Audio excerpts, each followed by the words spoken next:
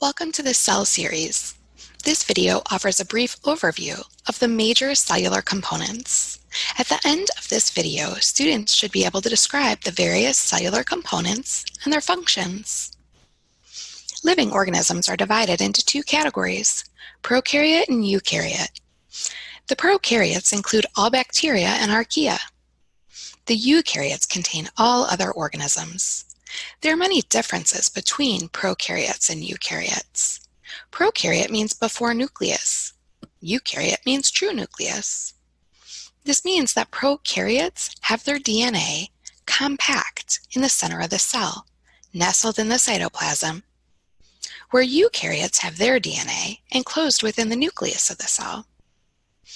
Eukaryotes have a variety of membrane-bound organelles, where prokaryotes have no organelles bound in membranes. Prokaryotic DNA is simple.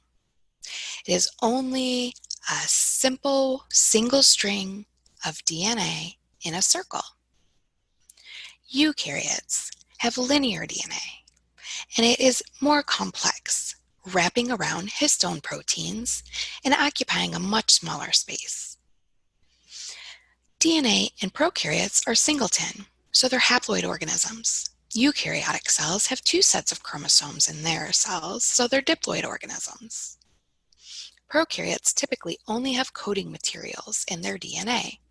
Eukaryotic cells have introns, which are junk DNA with unknown functionality. Prokaryotes reproduce through binary fission, making duplications of themselves identical, while eukaryotes undergo mitosis for copying identical somatic body cells, and they use meiosis to form non-identical haploid gamete cells. Although both prokaryotic and eukaryotic cells have ribosomes, their subunits are different. Eukaryotic cells are typically much larger than prokaryotic cells, and prokaryotes have a cell wall. Typically, eukaryotic cells do not have cell walls, with the exception of plants and fungi. Using a Venn diagram is an easy way to identify characteristics prokaryotic and eukaryotic cells would have in common in the overlap between them, their shared properties, while the outer portions of the diagram are unique to the individual organism. Prokaryotes and eukaryotes do share the basic characteristics needed for an organism to be considered a cell. They both have a plasma membrane surrounding cytoplasm. They both have DNA or chromosomes, which can be replicated and then transcribed on ribosomes. They both undergo cell division, experience adaptation, and both can have flagella. Compartmentalization is how each organelle is its own little unit. The word organelle means little organ, and each organelle has a special job.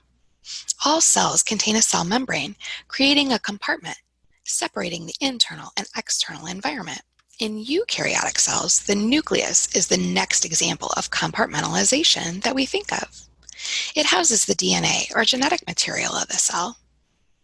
Each organelle is enclosed in its own membrane, allowing it to contain the necessary components to perform their unique function and keep them separate from all enclosed in the cell cytoplasm.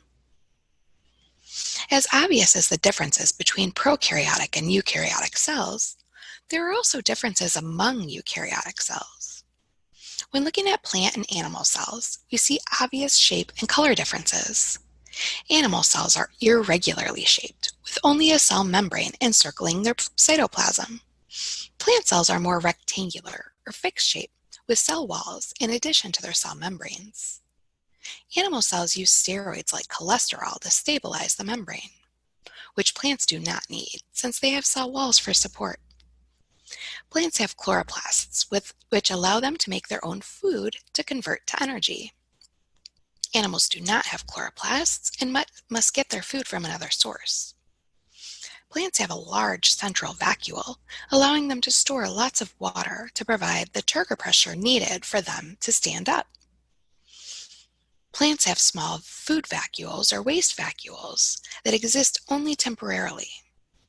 Plants have plastids storing pigments for photosynthesis and for plasmodesmata for the cell-to-cell communication. neither of which animal cells contain. Animal cells have centrioles within the centromere for cell division. Plant cells do not. And animals store excess glucose and glycogen, where plants store their excess glucose as starch.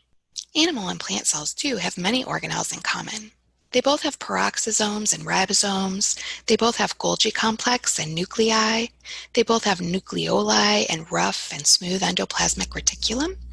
They both have microtubules and cytoplasm, microfilaments, mitochondria, cell membranes, and genetic material.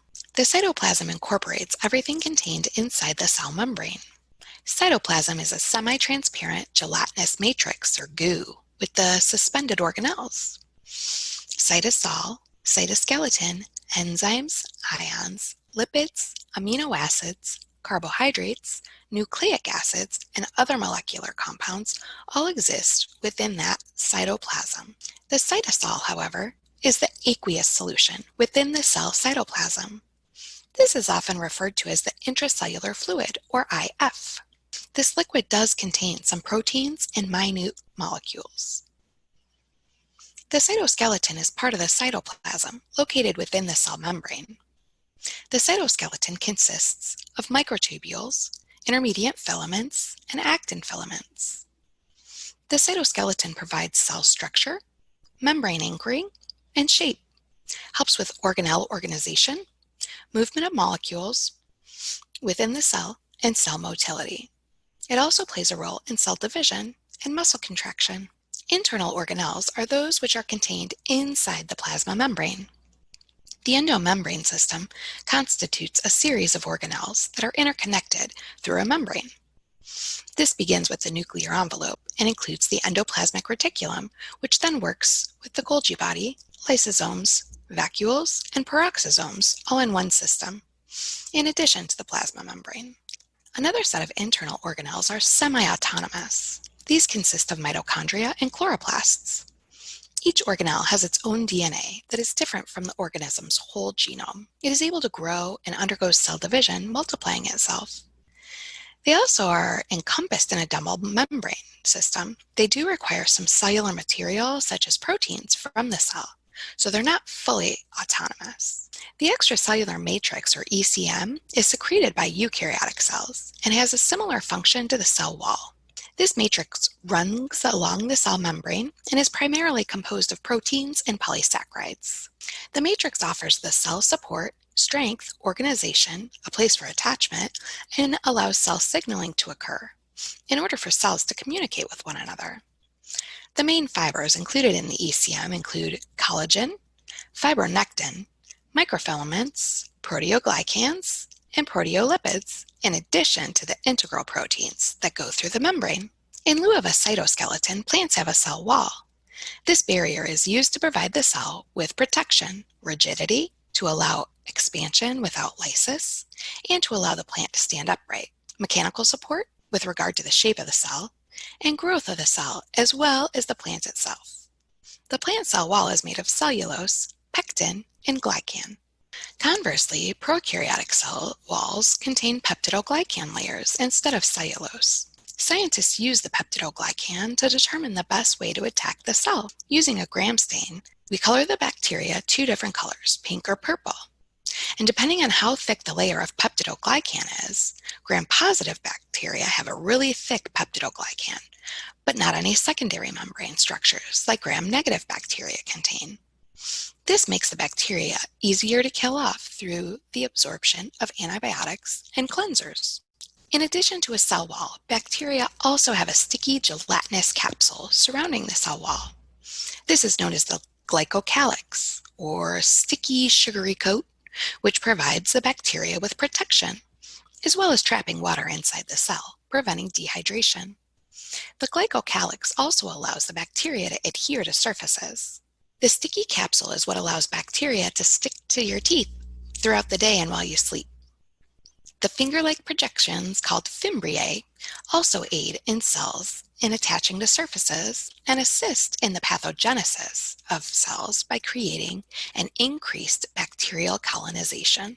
Bacteria have one other appendage used for the transfer of DNA. It's known as the sex pilus. The pili of bacteria are used by organisms with an F factor to transfer their plasmid to another bacteria, giving them a piece of their DNA. Flagella are found in some prokaryotic cells, as well as in some eukaryotic cells. They are long, whip-like tails that move in a circular motion to propel organisms through an aqueous environment. Cilia, on the other hand, are only seen in eukaryotic organisms, although not in plants or fungi. Cilia are hair-like projections that beat very quickly, allowing organisms to move through aqueous solutions. Students should be able to identify the major components of the cytoplasm. Students should be able to differentiate between prokaryotic and eukaryotic cells.